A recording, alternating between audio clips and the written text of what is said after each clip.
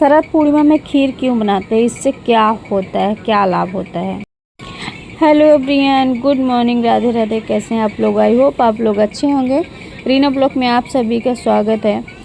तो सुबह के बज रहे थे 7, तो मैंने एक बार चाय वाय बना दिए थे और मैं सिर्फ अभी वैसे तो कुछ नहीं खाई हूँ और अपना जो खाली पेट की दवा है तो वही मैंने दवा खा रखी है और कुछ भी नहीं। तो यहाँ पे ना बिस्तर उस्तर इतना ज़्यादा ख़राब हो जाता है। मैं बना रही हूँ अभी, फिर ख़राब ही हो जाएगा, क्योंकि हर घर का यही हाल है कि जिस घर में बच्चे होते हैं ना तो ऐसा हाल कर देते हैं कि क्या ही कहें। अगर वो ना बच्चे कहीं चले जाए 1 घंटे के लिए तो ऐसे भी घर सूना सूना हो जाता है, लेकिन जब घर में रहते हैं ना तो घर का एकदम तहस नहस मचा के रख देते हैं। बस वही चीज़ें हैं यहाँ पे। तो मैं चाहे जितना अच्छे से करूँ, कुछ भी करूँ, तो सारा ऐसे फेंका ही रहता है। और यहाँ पे नीचे दरी वरी था तो मैं सोची पहले मैं अच्छे से कर देती हूँ, सुबह झाड़ू पोछा, उसके बाद नहाना है।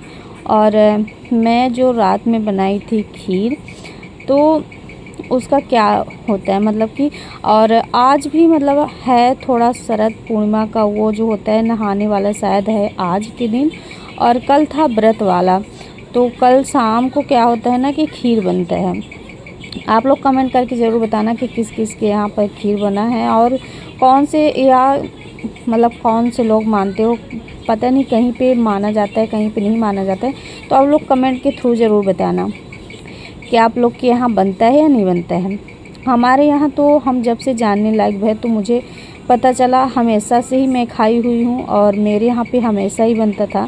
मैं नानी के यहाँ थी तब भी, मम्मी के पास थी तब भी, तो सारे जगह तो ये नियम बहुत पहले से आ रखा है। और तो वो चीज़ मैं जो देखी हूँ, सुनी हूँ, तो वो चीज़ मैं भी फॉलो करती हूँ। तो मैं भी यहाँ पे बनाती हूँ। तो शरद पूर्णिमा के दिन मतलब क्या होता है कि खीर बना के, दूध की खीर बनाते हैं, दूध चावल की, और रखते हैं उसको मतलब खुले आसमान में, जहाँ पे चाँद से बारिश होती है और अमृत की। तो ये परंपरा तो बहुत दिनों से चला आ रहा है। तो ये होता है कि अगर वो खीर खा के आपका स्वास्थ्य जो भी मतलब कोई प्रॉब्लम है, स्वास्थ्य है, थोड़ा सा ठीक होता है और मन शांत होता है। और बहुत से लोग ये भी बोलते हैं कि उसको खा के अमर हो जाते हैं। बट अगर जन्म हुआ है तो मरण भी निश्चित है। तो ऐसा नहीं है कि अमर हो जाते, बट जो शांति सुकून है हृदय का, मतलब हर चीज़, वो सारी चीज़ें मैं मान सकती हूँ कि ये सारी चीज़ें होती हुई, क्योंकि ये पहले का नियम है तो ज़रूर होगा ही, तभी माना जाता है, नहीं तो ऐसे बिल्कुल भी नहीं है। और ज़्यादा तो मुझे इसके बारे में कुछ जानकारी नहीं, बस मुझे इतना ही पता है कि रात में शरद पूर्णिमा के दिन उसको अच्छे खुले आसमान में बांधते हैं। तो नियम होता है कि कब से कब तक होगा, बट मुझे नहीं पता था कब से कब तक होगा। तो मैंने उसको सारी रात ही अपने छत के ऊपर अच्छे से मतलब रख दी थी, ताकि उसमें खुले आसमान में तो जो भी अमृत हो, जो भी हो, तो उसमें आ जाए। और फिर सुबह उसका सब मतलब नहा वहा के अच्छे से पूजा पाठ करके, और फिर उसी का प्रसाद सबको दिया जाता है, आपके घर में जो भी सदस्य हों। तो बस मैं भी वही फॉलो की। तो मैं क्या की कि सुबह से मतलब जो भी काम था उसको सारे काम निपटाई, और फिर उसके बाद मैं यहाँ पे नहा चुकी हूँ।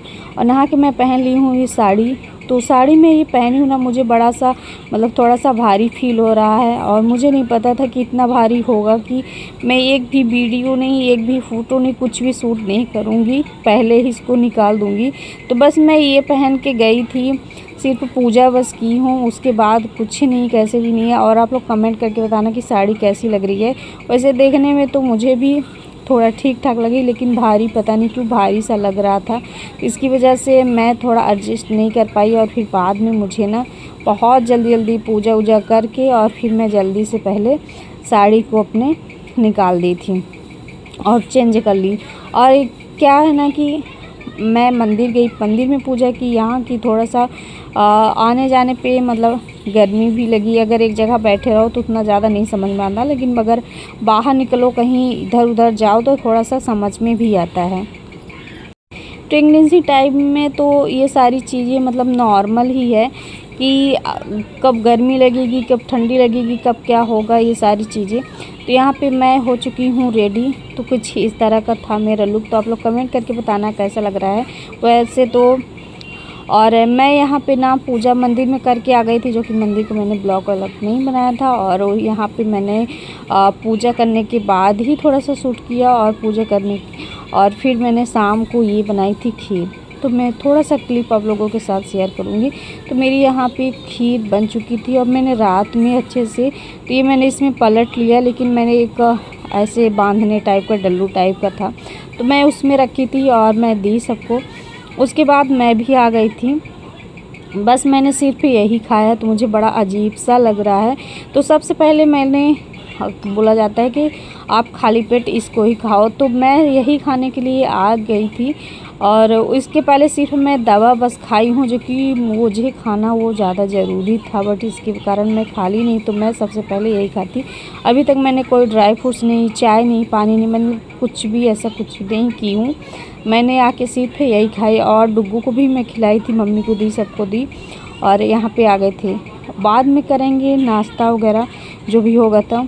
और डुग्गू सुबह से मैंने उसको थोड़ा सा खिलाया, बट वो ना ये खीर नहीं पसंद करता, चावल का साबूदाना का खीर पसंद करता है। तो मुझे भी पहले पसंद नहीं थी, बट मुझे अब पसंद आने लगी।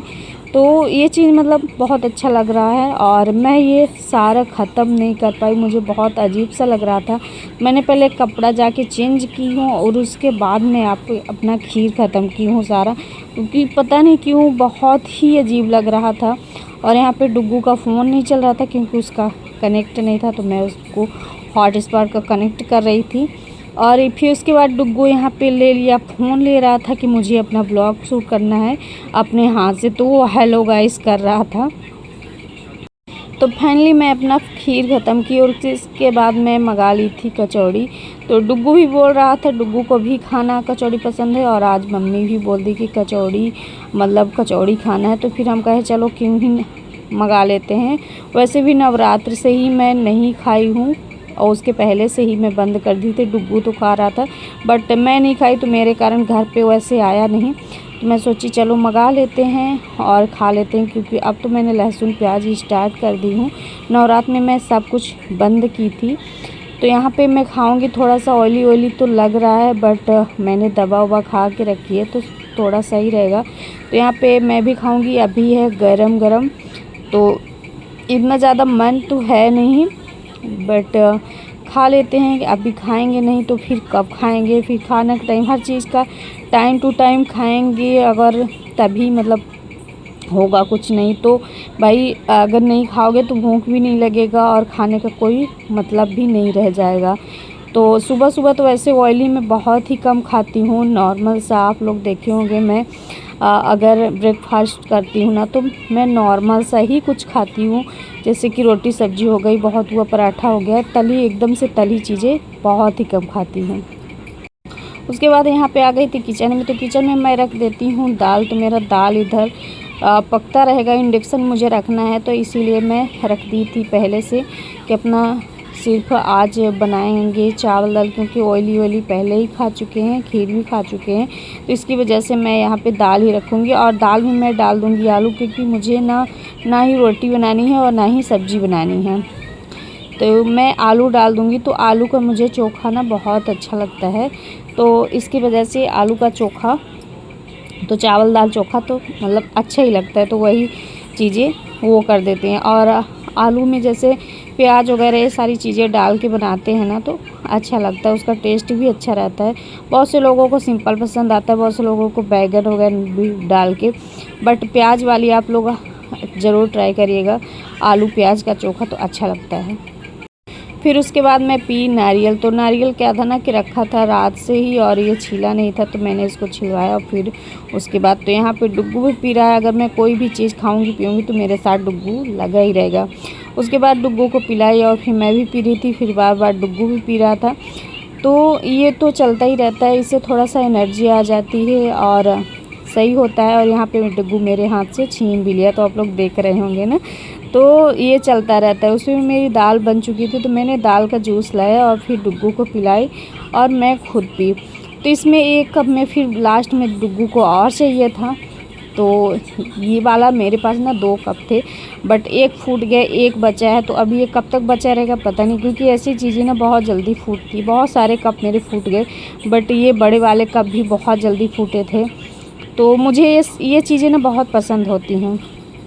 लंच में मैं खाई चावल, दाल और चोखा और सैलेड। और यहाँ का बिस्तर इस तरह का डुग्गू सारा बिस्तर ख़राब करके रखा है, सारे जगह मचा के रखा है। तो आज का ब्लॉग आपको कैसा लगा कमेंट करके ज़रूर बताना। मिलते हैं आपको नेक्स्ट ब्लॉग में, तब तक के लिए बाय बाय।